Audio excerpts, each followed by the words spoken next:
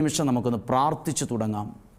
നിങ്ങളായിരിക്കുന്ന നിങ്ങളുടെ ഭവനങ്ങളിൽ ഇരുന്നുകൊണ്ട്, രോഗക്കിടക്കയിലാണെങ്കിൽ അവിടെ ആയിരുന്നു കൊണ്ട്, അല്ലെങ്കിൽ യാത്രയിലാണെങ്കിൽ എവിടെയാണെങ്കിലും ഈ നിമിഷങ്ങളിൽ ഒരു നിമിഷം പ്രാർത്ഥിക്കട്ടെ. കർത്താവേ, ഈ വിമല ഹൃദയ പ്രതിഷ്ഠയ്ക്ക് ഒരുങ്ങുന്ന ഈ വ്യക്തിയെ, ഈ കുടുംബത്തെ, ഈ യുവതി യുവാക്കളെ, ഈ മാതാപിതാക്കളെ അങ്ങ് സമൃദ്ധമായി അനുഗ്രഹിക്കുവാൻ ഈ ശുശ്രൂഷയിലൂടെ ഇടയാക്കണമേ എന്ന് പ്രാർത്ഥിക്കുന്നു. നിങ്ങളുടെ നിയോഗങ്ങൾക്ക് വേണ്ടി പ്രാർത്ഥിക്കുന്നു. ഒരു നിമിഷം നിങ്ങളിങ്ങനെയൊന്ന് പ്രാർത്ഥിക്കാമോ? കർത്താവേ, ഇന്ന് കേൾക്കുന്ന വചനം എനിക്കും എൻ്റെ കുടുംബത്തിനും ഒരനുഗ്രഹത്തിന് കാരണമാക്കണമേ എന്നൊന്ന് പ്രാർത്ഥിക്കാം.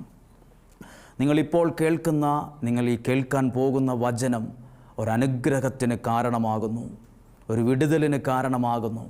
അതിനായി ദൈവം ഒരുക്കുന്ന സമയത്തിലേക്ക് നമുക്ക് പ്രവേശിക്കാം. പ്രിയപ്പെട്ടവരെ, പരിശുദ്ധ അമ്മയെക്കുറിച്ച് നമ്മൾ ചിന്തിക്കുമ്പോൾ സഭയുടെ മരിയ ശാസ്ത്രം എന്ന് പറയുന്നത് ഇതാണ്: മറിയത്തിലൂടെ ഒരാൾ, ഒരു കുടുംബം യേശുവിലേക്ക് അടുക്കുക, യേശുവിലാകുക. മറിയത്തിലൂടെ, പരിശുദ്ധ അമ്മയിലൂടെ യേശുവിലേക്ക് നടക്കുക, അമ്മയിലാകുക. അമ്മെന്ന് പറഞ്ഞാൽ യേശുവിലാകുക എന്നാണ് ആ നിയോഗത്തിൻ്റെ ഭാഗം. അങ്ങനെയാണ്. അതിലൂടെ നമ്മൾ മനസ്സിലാക്കുന്നൊരു കാര്യമാണ്, മറിയത്തെ ശ്രേഷ്ഠയാക്കി മാറ്റിയത് എന്തെന്നറിയാമോ? മറിയത്തെ പോലെ വചനം സ്വീകരിക്കുക, ആ വചനത്തിന് സമർപ്പിക്കുക. അതാണ് പരിശുദ്ധ അമ്മയെ മറ്റെല്ലാ സ്ത്രീകളിൽ നിന്ന് ശ്രേഷ്ഠയാക്കി മാറ്റിയത്.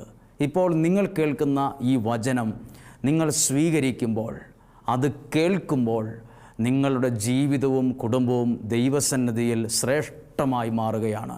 ദൈവം നിങ്ങളെ അനുഗ്രഹിക്കാൻ സഹായിക്കുന്ന സമയമാണ്. വചനം പൂർണ്ണമായി നമുക്ക് ഏറ്റെടുക്കാം. പ്രിയപ്പെട്ടവരെ, ഇന്ന് കേൾക്കുന്ന ദൈവവചനമാണ് വിശുദ്ധ ലൂക്കായുടെ സുവിശേഷത്തിൽ 1-ാം അധ്യായത്തിൽ ദൈവത്തിൻ്റെ ദൂതൻ മറിയത്തിൻ്റെ അടുത്ത് വന്ന് പറയുന്ന കാര്യമാണ്. 28 മുതലുള്ള വാക്യങ്ങൾ. ദൂതൻ അവളുടെ അടുത്ത് വന്ന് പറഞ്ഞു, ദൈവകൃപ നിറഞ്ഞവളെ സുസ്തി, കർത്താവ് നിന്നോടുകൂടെ. തുടർന്നുള്ള വാക്യങ്ങൾ വായിച്ചു പോകുമ്പോൾ ഈ കാര്യങ്ങൾ ദൂതനിൽ നിന്ന് കേൾക്കുമ്പോൾ മറിയം തിരിച്ചു ചോദിക്കുന്നൊരു ചോദ്യമുണ്ട്. അതാണ് 34-ാമത്തെ വാക്യം. മറിയം ദൂതനോട് പറഞ്ഞു, ഇത് എങ്ങനെ സംഭവിക്കും? ഞാൻ പുരുഷനെ അറിയുന്നില്ലല്ലോ. ഇതെങ്ങനെ സംഭവിക്കും എന്നൊരു ചോദ്യമുണ്ട്. അതായത് അവൾ കേട്ട ഈ ദൈവസ്വരത്തിൻ്റെ മുമ്പിൽ ഇതെങ്ങനെ സംഭവിക്കും എന്നതിനെക്കുറിച്ചുള്ള ഒരു അസ്വസ്ഥതയുണ്ടായി. പ്രിയപ്പെട്ടവരെ, അടുത്ത വാക്യം വായിക്കുന്നതിന് മുമ്പ് എന്നെ ദൈവവചനത്തിലൂടെ പ്രാർത്ഥനയിൽ ശ്രദ്ധിക്കുന്ന നിങ്ങളോട് പറയാം, ഒരുപാട് പേരുടെ മനസ്സിൽ ഒത്തിരി ആശങ്കകളുണ്ട്, ആകുലതകളുണ്ട്, ഉത്തരമില്ലാത്ത ഒരുപാട് പ്രശ്നങ്ങളുണ്ട്. എന്തു ചെയ്തിട്ടും എത്ര പ്രാർത്ഥിച്ചിട്ടും പല കാര്യങ്ങൾക്കും ഉത്തരമില്ല. അങ്ങനെയുള്ള മാനസികമായി വിഷമിക്കുന്നവരുണ്ട്. ഇതെങ്ങനെ സംഭവിക്കും? ആ വാക്യത്തെ മാത്രം എടുത്തുകൊണ്ട് നിങ്ങൾക്ക് വേണ്ടി വചനം പറഞ്ഞ് പ്രാർത്ഥിക്കട്ടെ. എങ്ങനെ സംഭവിക്കും? എൻ്റെ കാര്യങ്ങൾ എങ്ങനെ നടക്കും? എല്ലാം പഠിച്ചു, പക്ഷേ എനിക്കൊരു നല്ല ജോലിയില്ല. ഇനി ജോലി കിട്ടുമോ? ജോലി കിട്ടിയില്ലെങ്കിൽ എൻ്റെ ജീവിതം എങ്ങനെ മുന്നോട്ട് പോകും? ഈ രോഗം സൗഖ്യമായില്ലെങ്കിൽ എങ്ങനെ എൻ്റെ ജീവിതം എന്തായിത്തീരും? ഈ സ്ഥലം വിറ്റില്ലെങ്കിൽ, ഈ കാര്യം റെഡിയായില്ലെങ്കിൽ, ഇങ്ങനെ പോയാൽ എവിടെ ചെല്ലും എൻ്റെ ജീവിതം? ഒരെത്തും പിടിയും കിട്ടുന്നില്ലല്ലോ. ഇങ്ങനെയുള്ള മാനസിക അവസ്ഥയിൽ കഴിയുന്ന ആരെങ്കിലും ഉണ്ടെങ്കിൽ, പരിശുദ്ധ അമ്മയും മറിയവും ഇതുപോലൊരു സമയത്ത് എന്തു ചെയ്യും? ഞാനിതെങ്ങനെ സംഭവിക്കും? ഇതെങ്ങനെ അറിയും എന്ന് ചോദിച്ചപ്പോൾ ദൈവത്തിൻ്റെ ദൂതൻ കൈമലർത്തി കാണിക്കുകയല്ല ചെയ്തത്. എനിക്കും അറിയത്തില്ല എന്ത് സംഭവിക്കുമെന്നല്ല പറഞ്ഞത്. കൃത്യമായി ഉത്തരം പറഞ്ഞു. അടുത്ത വാക്യത്തിൽ ദൂതൻ മറുപടി പറഞ്ഞു. 35-ാമത്തെ വാക്യം, പരിശുദ്ധാത്മാവ് നിൻ്റെ മേൽ വരും, അത്യുന്നതൻ്റെ ശക്തി നിൻ്റെ മേൽ ആവസിക്കും.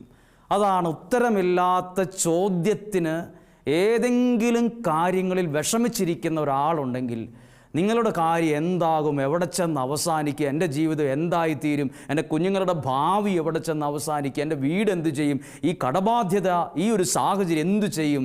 ഒരു ഉത്തരം കൊടുത്തിട്ടുണ്ട് ദൈവത്തിൻ്റെ വചനം. പരിശുദ്ധാത്മാവ് നിൻ്റെ മേൽ വരും, ദൈവത്തിൻ്റെ ശക്തി നിൻ്റെ മേൽ ആവസിക്കും. ഇതൊരു ഉത്തരമാണ്. ഇത് ഈ കേൾക്കുന്ന ദൈവവചനം ഈ ഒരു ശാലോം TV-യിലൂടെ ശ്രദ്ധിക്കുന്ന ഓരോരുത്തരോടും ഓരോ കുടുംബങ്ങളോടും ദൈവം പറയുന്നൊരു ഉത്തരമാണ്. വിഷമിക്കാതിരിക്കുക, സങ്കടപ്പെടാതിരിക്കുക, ആശങ്കപ്പെടാതിരിക്കുക. ദൈവത്തിൻ്റെ പരിശുദ്ധാത്മാവ് നിൻ്റെ മേൽ വരും. അത്യുന്നതൻ്റെ ശക്തി നിൻ്റെ മേൽ വരും. അപ്പോൾ നീ ആശങ്കപ്പെടുന്നതിലല്ല അർത്ഥം, ഒരർത്ഥവും ഇല്ല. ദൈവത്തിൻ്റെ ശക്തി നിൻ്റെ ആശങ്കകളെ പരിഹരിക്കും. ദൈവത്തിൻ്റെ ഈ ആത്മാവിൻ്റെ ഇടപെടൽ നിൻ്റെ അസ്വസ്ഥതകൾ മാറാൻ ഇടവരും. പരിശുദ്ധാത്മാവ് മറിയത്തിൽ ഇറങ്ങി വന്നു. പ്രിയപ്പെട്ടവരെ, എന്നെ ശ്രദ്ധിച്ചു കൊണ്ടിരിക്കുന്ന പ്രിയപ്പെട്ടവരെ, പരിശുദ്ധാത്മാവിനെക്കുറിച്ച് പറയുന്നൊരു കാര്യമാണ്. പരിശുദ്ധാത്മാവ് നിൻ്റെ മേൽ വരും. അത്യുന്നതൻ്റെ ശക്തി നിൻ്റെ മേൽ ആവസിക്കും. പരിശുദ്ധാത്മാവിനെക്കുറിച്ച് ദൈവവചനത്തിലൂടെ ശ്രദ്ധിക്കുന്നൊരു കാര്യമാണ്. അപ്പസ്തോല പ്രവർത്തനം 1-ാം അധ്യായം 14-ാമത്തെ വാക്യം. പരിശുദ്ധ അമ്മയ്ക്ക് വിമല ഹൃദയ പ്രതിഷ്ഠയിലൂടെ നമ്മളെയും നമ്മുടെ കുടുംബത്തെയും സമർപ്പിച്ച് പ്രാർത്ഥിക്കുമ്പോൾ നമ്മുടെ ഉള്ളിൽ ദൈവം നൽകുന്ന പരിശുദ്ധാത്മാവ് നിറയും. പരിശുദ്ധാത്മാവ് നിറയും. പരിശുദ്ധാത്മാവ് നിറഞ്ഞാൽ അതൊരാൾക്കല്ല അതിൻ്റെ ഗുണം. ഈ മറിയം, പരിശുദ്ധാത്മാവ് നിറഞ്ഞ മറിയം എലിസബത്തിനെ സന്ദർശിച്ചപ്പോൾ അവിടെ ദുഃഖമുണ്ടായി, അവിടെ പ്രശ്നമുണ്ടായി, വഴക്കുണ്ടായി എന്നല്ല, അവിടെ ആനന്ദമുണ്ടായി, അവിടെ സന്തോഷമുണ്ടായി. എലിസബത്തിൻ്റെ ഉദരത്തിലുള്ള കുഞ്ഞിന് വരെ ആ ആത്മീയ അനുഭവം ഉണ്ടായി. ആ കുടുംബത്തെ അത് അനുഗ്രഹത്തിൻ്റെ നിലയിലേക്ക് ഉയർത്തി. പരിശുദ്ധാത്മാവ് ഒരു വ്യക്തിയിൽ നിറയുമ്പം ആ വ്യക്തി മറ്റൊരാൾക്കൊരു അനുഗ്രഹമായി മാറും, കൂട്ടായ്മയ്ക്കൊരു അനുഗ്രഹമായി മാറും. പരിശുദ്ധാത്മാവ് അവരിൽ നിറയും. എന്നെ കേൾക്കുന്ന ദൈവവചനത്തിലൂടെ ശ്രദ്ധിക്കുന്ന നിങ്ങളിൽ പരിശുദ്ധാത്മാവ് നിറയുമ്പോൾ നിങ്ങളുടെ കുടുംബം മുഴുവൻ അനുഗ്രഹത്തിലേക്ക് വളരുകയാണ് ചെയ്യുന്നത്. പരിശുദ്ധ ദൈവവചനം അങ്ങനെയാണ് പഠിപ്പിക്കുന്നത്. അടുത്ത വാക്യം ഈ അപ്പസ്തോല പ്രവർത്തനത്തിൽ എഴുതിയിട്ടുണ്ട്. ശിഷ്യന്മാരെല്ലാവരും ഒരുമിച്ചുകൂടി, 1-ാം അധ്യായം 14-ാമത്തെ വാക്യം. അവർ ഏക മനസ്സോടെ, അവിടെ എഴുതിയിരിക്കുന്ന ഓരോ വാക്കും ശ്രദ്ധിച്ച്, എഴുതിയിരിക്കുന്ന വാക്ക് അവർ ഒരുമിച്ചിരുന്നു. ഏക മനസ്സ്, ഒരുമിച്ചിരുന്നു എന്ന് മാത്രമല്ല, ഏക മനസ്സ്, ഒരു മനസ്സ്. പരിശുദ്ധാത്മാവ് പരിശുദ്ധ അമ്മയിൽ നിറഞ്ഞതുപോലെ നിങ്ങളിൽ നിറയാൻ ആഗ്രഹിക്കുന്നെങ്കിൽ അടിസ്ഥാന യോഗ്യതയാണ് ഏക മനസ്സ്.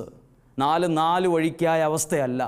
ഇന്ന് നമ്മുടെ കുടുംബങ്ങളിൽ എവിടെയും ഒരു ഏക മനസ്സ് കാണാൻ വളരെ വിരളമായിക്കൊണ്ടിരിക്കുന്നു. ഒരു കുടുംബത്തിൽ അപ്പനും അമ്മയും മക്കളും ഉണ്ടെങ്കിൽ ഓരോന്നും ഓരോ വഴിക്കാണ്, ഓരോന്നും ഓരോ മനസ്സാണ്. ഒന്ന് പറയുന്നത് വേറൊരാൾക്ക് ഇഷ്ടപ്പെടില്ല, ഒരാൾ പറയുന്നത് വേറൊരാൾ അംഗീകരിക്കത്തില്ല. പിന്നെ ഒരു അഡ്ജസ്റ്റ്മെൻറ്റിൽ അങ്ങ് പോകുന്നു. പ്രിയപ്പെട്ടവരെ, അടിസ്ഥാന യോഗ്യതയായി ബൈബിൾ പറയുന്നു ഏക മനസ്സ്. ഇപ്പോൾ നിങ്ങൾ ചിന്തിച്ചുകൊണ്ടിരിക്കുക, നിങ്ങൾ ചിന്തിക്കുക, നിങ്ങളുടെ കുടുംബത്തിൽ ആ ഏക മനസ്സ് നഷ്ടപ്പെട്ടില്ലേ? നിങ്ങൾ പ്രാർത്ഥിക്കുക, ദൈവമേ, അങ്ങയുടെ ആത്മാവിൻ്റെ അഭിഷേകം വരുമ്പോൾ ഞങ്ങളുടെ കുടുംബത്തിനൊരു ഏക മനസ്സ് തരണമെന്ന്. ഒരു ഏക മനസ്സുണ്ടാകട്ടെ. എന്തു പറഞ്ഞാലും അന്നേരം ഒരു പ്രശ്നം ഉണ്ടാക്കാനാണ് ആൾക്കാർ നോക്കുന്നത്. ഒരു വീട്ടിലാണെങ്കിലും ഒരു വാക്ക് തെറ്റിയാൽ മതി, അപ്പോഴത്തേക്കും അതേ കയറി പിടിച്ചൊരു ലഹളയുണ്ടാവും, ഒരു വഴക്കുണ്ടാവും, ഒരു അസ്വസ്ഥതയുണ്ടാവും, പാത്രം എടുത്ത് എറിയുന്നു, ഒത്തിരി വിഷമങ്ങളുണ്ടാവും. മനസ്സ് ഒരുമിച്ചല്ല. എവിടെയോ അസ്വസ്ഥതയുള്ള, ചേർച്ചയില്ലാത്ത മനസ്സുണ്ട്. അത് നിങ്ങളുടെ കുടുംബത്തെ, ജീവിതത്തെ ഭംഗിയാക്കില്ല, മനോഹരമാക്കില്ല.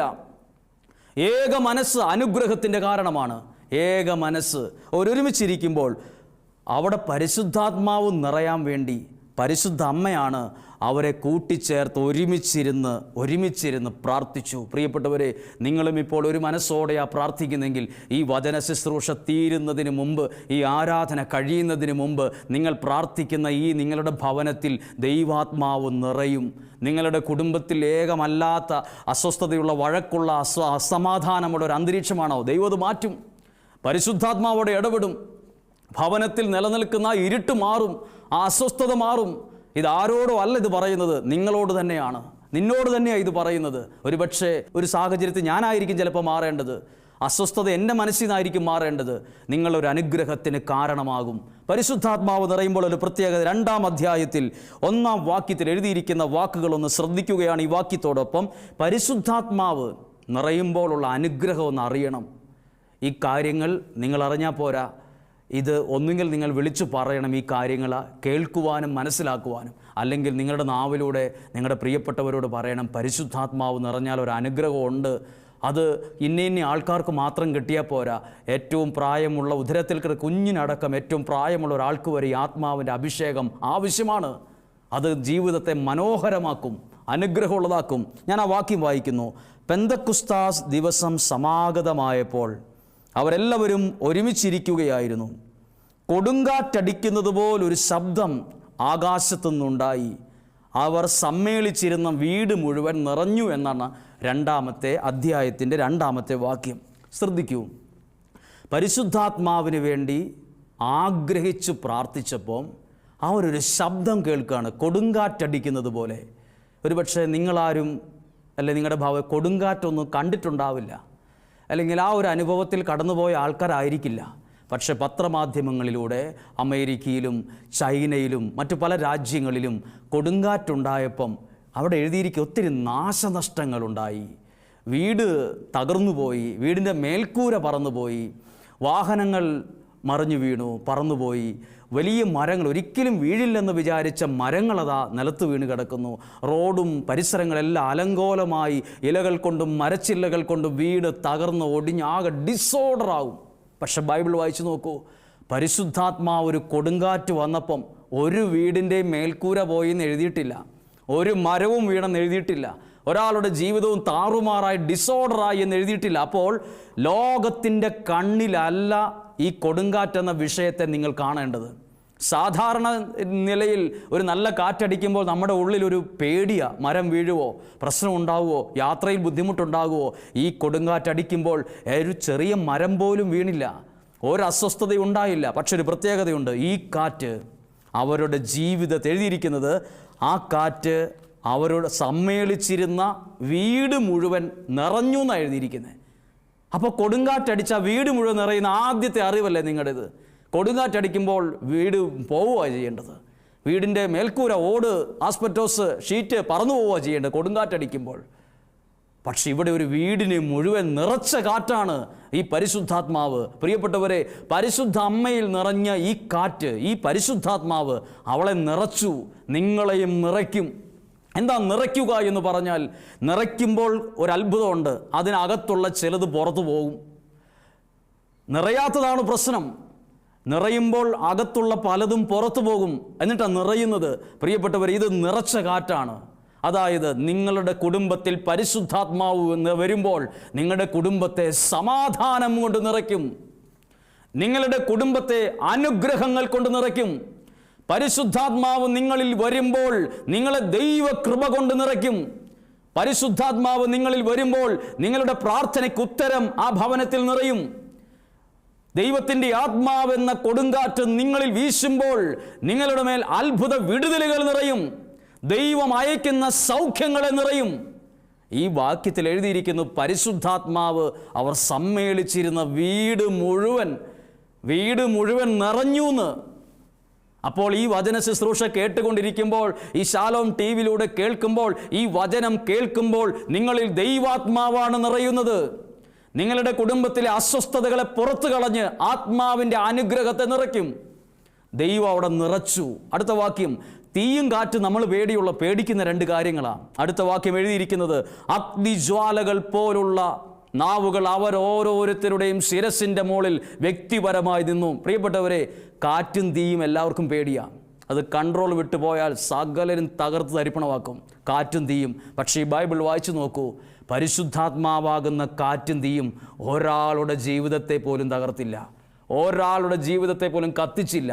അത് അവരെ നിറയ്ക്കുകയും വിശുദ്ധീകരിക്കുകയുമാണ് ചെയ്തത്. അങ്ങനെയെങ്കിൽ പരിശുദ്ധ അമ്മയ്ക്ക് നമ്മളെ തന്നെ പ്രതിഷ്ഠിക്കുവാൻ ഒരുങ്ങുമ്പോൾ നിങ്ങളൊന്ന് പ്രാർത്ഥിച്ചേ, ആ കാറ്റ് എൻ്റെ മേലങ്ങ് വീശണമേ. ഒന്ന് പ്രാർത്ഥിക്കാമോ? കർത്താവേ, പരിശുദ്ധാത്മാവാകുന്ന ആ കാറ്റിനെ എൻ്റെ മേലങ്ങ് വീശണമേ, എൻ്റെ കുടുംബത്തിൻ്റെ മേൽ വീശണമേ, എൻ്റെ തലമുറകളുടെ മേൽ വീശണമേ, ഞങ്ങളുടെ കുടുംബത്തെ അനുഗ്രഹം കൊണ്ട് നിറയ്ക്കിടമേ. ഒന്ന് പ്രാർത്ഥിച്ച്, നിങ്ങളൊന്ന് പ്രാർത്ഥിച്ച് നോക്കിക്കേ.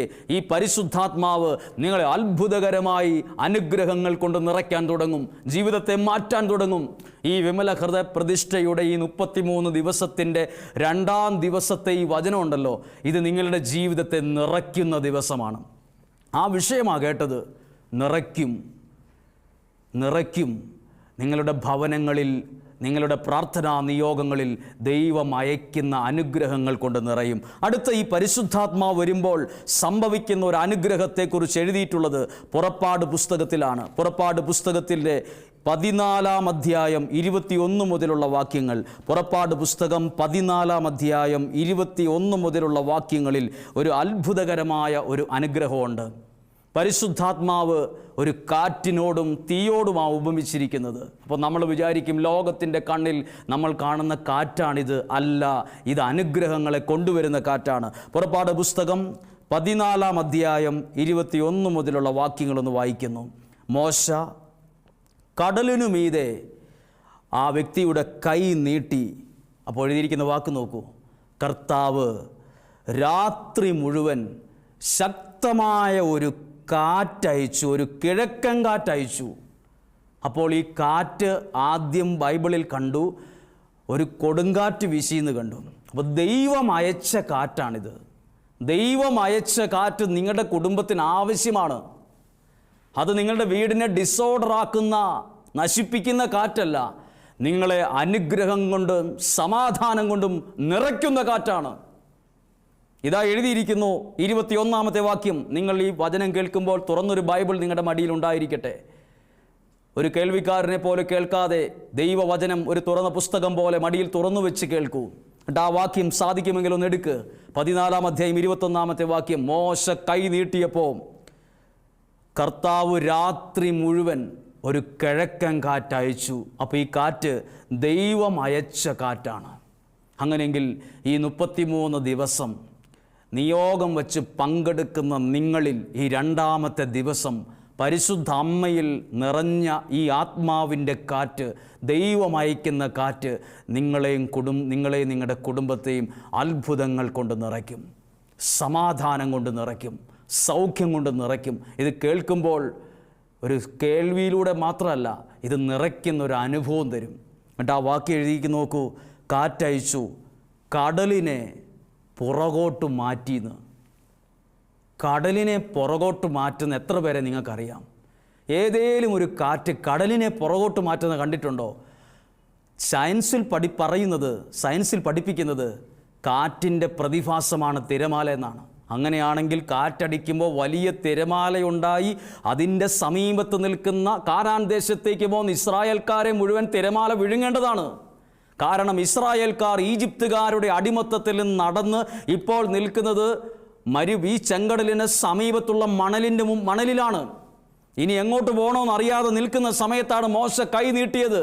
അപ്പോൾ ഒരു കാറ്റയക്കുമ്പോൾ തിരമാലയുടെ വലിപ്പം കൂടി കരയ്ക്ക് നിന്ന് ഇസ്രായേൽക്കാരെ വിഴുങ്ങേണ്ടതല്ലേ?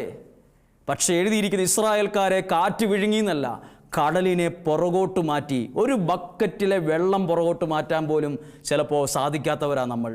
അപ്പോഴാണോ കടലിലെ വെള്ളം പുറകോട്ട് മാറ്റുന്നത്? പ്രിയപ്പെട്ടവർ, ഇത് ദൈവം അയച്ച കാറ്റാണ്. ഒരിക്കലും പുറകോട്ട് മാറില്ല എന്ന് അവർ വിചാരിച്ചത്. ഇവിടെ കിടന്ന് മരിച്ചു പോകത്തേ ഉള്ളൂ എന്നാണ് ഇസ്രായേൽക്കാർ പറഞ്ഞത്.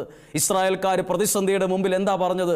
എന്തിനാ ഞങ്ങളെ ഇവിടെ കൊണ്ടുവന്നത്? ഞങ്ങൾക്ക് ഈജിപ്തിൽ നല്ല ഫുഡ് കിട്ടുമായിരുന്നു, അവിടെ ഞങ്ങൾക്ക് അപ്പവും ഇറച്ചിയും ആവശ്യത്തിലധികം ഉണ്ടായിരുന്നു, എന്തിന് ഞങ്ങളെ ഇവിടെ കൊണ്ടുവന്നു? എപ്പോഴാണ് ഇത് പറഞ്ഞെന്നറിയാമോ? ജീവിതത്തിൻ്റെ പ്രതിസന്ധികളിൽ വല്ലാതെ ജീവിതം തകർന്നുപോയി എന്ന് അവർക്ക് തോന്നിയപ്പോൾ. പിറുപിറുക്കുന്നവരാണോ നിങ്ങൾ? വിഷമിക്കുന്നവരാണോ നിങ്ങൾ? പ്രാർത്ഥിച്ചിട്ട് കാര്യമില്ല, ഇങ്ങനെ ഒരു പ്രാർത്ഥന ആവശ്യമില്ല, നിയോഗം വച്ചിട്ടൊന്നും കാര്യമില്ല എന്നൊക്കെ പറയുന്നവരാണോ? നിങ്ങളുടെ മുമ്പിലുള്ള ഏതു കടലിനെയും കടലാസ് പോലെ പിറകോട്ട് മാറ്റാൻ ഈ ആത്മാവിൻ്റെ ശക്തിക്ക് കഴിയും. അങ്ങനെയാണ് ബൈബിൾ പറയുന്നത്. പരിശുദ്ധാത്മാവാകുന്ന കാറ്റ് നിങ്ങളുടെ ജീവിതത്തിൻ്റെ മുമ്പിലുള്ള ഏതു കടലിനെയും പുറകോട്ട് മാറ്റും. ആ വാക്യം ഒന്ന് വായിക്കുകയാണ്. പിറകോട്ട് മാറ്റി, കടലിനെ വരണ്ട ഭൂമിയാക്കി മാറ്റി. അടുത്ത വാക്യം, കടൽ വിഭജിക്കപ്പെട്ടു, ഇസ്രായേൽക്കാർ ഉണങ്ങിയ നിലത്തൂടെ നടന്നു. പ്രിയപ്പെട്ടവരെ, ഇതാണ് ആത്മാവിൻ്റെ 2-ാമത്തെ ഭാഗം. അത് ആ തടസ്സങ്ങളെ മാറ്റുന്ന കാറ്റാണ്. ഒന്നും കൂടെ പറഞ്ഞ് അവസാനിപ്പിക്കട്ടെ. പരിശുദ്ധാത്മാവ് കൊടുങ്കാറ്റ് പോലെ വന്ന് അത് പരിശുദ്ധ അമ്മയിൽ നിറഞ്ഞ് അത് എലിസബത്തിൻ്റെ ജീവിതത്തിൽ അനുഗ്രഹത്തെ കൊണ്ടുവരുന്ന ഒരു അനുഗ്രഹമായി അതങ്ങ് മാറി. പരിശുദ്ധാത്മാവ് നിങ്ങളിൽ വരുമ്പോൾ നിങ്ങളൊരു അനുഗ്രഹമായി മാറും. നിങ്ങളിലൂടെ അനേകർ ദൈവത്തെ അറിയും, ദൈവത്തിൻ്റെ അനുഗ്രഹത്തിൽ നിറയും. രണ്ടാമത്തേത്, ശിഷ്യന്മാരും പരിശുദ്ധാമ്മയും ഒരുമിച്ചിരിക്കുമ്പോൾ ആ കാറ്റ് അവരെ നിറച്ചു. അനുഗ്രഹങ്ങളെ ഇത് ദൈവാനുഗ്രഹം കൊണ്ട് നിറയ്ക്കുന്നൊരു കാറ്റാണ് ഈ ദിവസങ്ങൾ. ഇത് അനുഭവങ്ങളുടെ ഒരു കലവറ തുറന്നു വിടും. വലിയ അണക്കെട്ട് തുറക്കുന്നത് പോലെ അനുഗ്രഹങ്ങളെ തുറന്നു വിടുന്ന ഒരു ശുശ്രൂഷയാണിത്. നിങ്ങളൊന്ന് പ്രാർത്ഥിക്കുക, ഈ കേട്ട വചനത്തിലൂടെ പ്രാർത്ഥിക്കുക. മൂന്നാമത് കേട്ടില്ലേ, ഇസ്രായേൽക്കാർ ചെങ്കടലിന് സമീപത്ത് വന്നങ്ങ് നിൽക്കുമ്പം ഒരു വഴിയില്ല, മുമ്പിൽ വെള്ളം മാത്രം. മോശ കരമുയർത്തിയപ്പം ദൈവം അയച്ചൊരു കാറ്റ് ആ വെള്ളത്തെ പുറകോട്ട് മാറ്റി. പ്രിയരെ, നമുക്ക് നമ്മുടെ മുമ്പിൽ ശക്തരും വലിയ ആൾക്കാരൊക്കെ ഉണ്ട്. അവർക്കൊക്കെ ചെയ്യാൻ പറ്റുന്നതിനൊക്കെ പരിധികളും ഉണ്ട്. എല്ലാം ചെയ്യാൻ പറ്റില്ല. പക്ഷെ ദൈവത്തിന് ഈ ലോകത്തിൽ ആർക്കും ചെയ്തു തരാൻ പറ്റാത്തത് ദൈവത്തിന് നിൻ്റെ ജീവിതത്തിൽ ചെയ്യാൻ പറ്റും. നിൻ്റെ ജീവിതത്തിൽ ചെയ്യാൻ പറ്റും. നീ നോക്കിയിട്ട് പറയുന്നത് ഒരിക്കലും മാറത്തില്ല, ഇവിടെ തീരുവുള്ളെന്ന്. പക്ഷെ ദൈവത്തിൻ്റെ ആത്മാവാകുന്ന കാറ്റിനെ അയച്ച് അതിനെ പുറകോട്ട് മാറ്റും. നിൻ്റെ ജീവിതം പുറകോട്ട് മാറ്റില്ല, നിൻ്റെ പ്രതിസന്ധികളെ പുറകോട്ട് മാറ്റി ജീവിതത്തെ മുന്നോട്ട് നയിക്കും. പരിശുദ്ധാത്മാവ് നിറയ്ക്കും. കർത്താവേ, ഈ ശാലോമിലൂടെ ഈ വചനം കേട്ട ഓരോ വ്യക്തികളെയും അനുഗ്രഹിക്കുന്നതിന് നന്ദി, നിറയ്ക്കുന്നതിന് നന്ദി, രക്ഷിക്കുന്നതിന് നന്ദി, വിടുവിക്കുന്നതിന് നന്ദി. നാളെ 3-ാം ദിവസമാണ്. ആ ദിവസത്തേക്ക് വേണ്ടി നിങ്ങളൊന്ന് പ്രാർത്ഥിച്ച് ഒരിക്കൽ കൂടി ഒന്ന് ഒരുങ്ങിക്കേ. നിങ്ങൾ പ്രിയപ്പെട്ടവരോടൊന്ന് പറഞ്ഞ്, എന്നിട്ട് ആ ജപമാല സഖ്യത്തിൽ പങ്കുചേര്. എന്നിട്ട് ഇതൊരു അനുഗ്രഹത്തിൻ്റെ വലിയൊരു സംഭവമാക്കി നമുക്കിത് മാറ്റാൻ പരിശുദ്ധാത്മാവ് നിങ്ങളെ സഹായിക്കും. തുടർന്ന് നമുക്ക് പ്രാർത്ഥനയോടെ, പ്രതീക്ഷയോടെ ഈ വചനത്തിൽ നിറഞ്ഞ് നമുക്ക് ആരാധനയിലേക്ക്